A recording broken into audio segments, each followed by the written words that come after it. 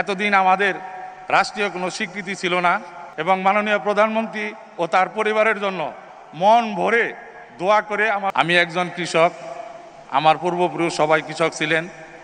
আমি ছোটবেলা থেকে কৃষিকাজ করি। নিজের 13% এবং অন্যের 6 বিঘা জমি আমি বর্গা চাষ করি। আমার 3টি গরু আছে। আজকের এই দিনটি আমার জীবনের সবচেয়ে স্মরণীয় দিন। এতদিন আমাদের রাষ্ট্রীয় কোনো স্বীকৃতি ছিল না। আজকে মাননীয় প্রধানমন্ত্রী আমাকে কৃষক কার্ড দেওয়ার মাধ্যমে স্বীকৃতি পেয়েছি। এই কার্ডের মাধ্যমে আমরা সরকারি প্রণোদনা পাবো, সার, বীজ, কীটনাশক ক্রয় করতে পারবো, কৃষি ঋণ নিতে পারবো এবং এই কার্ড ব্যক্তিগত কাজেও ব্যবহার করতে পারবো। এতে আমি খুবই খুশি।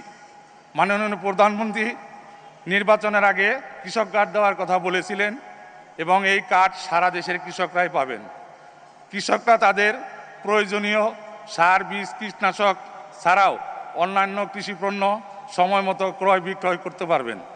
কৃষকদের এই কৃষি কার্ড দেওয়ার জন্য আমি মাননীয় প্রধানমন্ত্রী ও সরকারকে আমি আন্তরিক ধন্যবাদ জানাচ্ছি এবং মাননীয় প্রধানমন্ত্রী ও তার পরিবারের জন্য মন ভরে দোয়া করে আমার বক্তব্য শেষ করছি।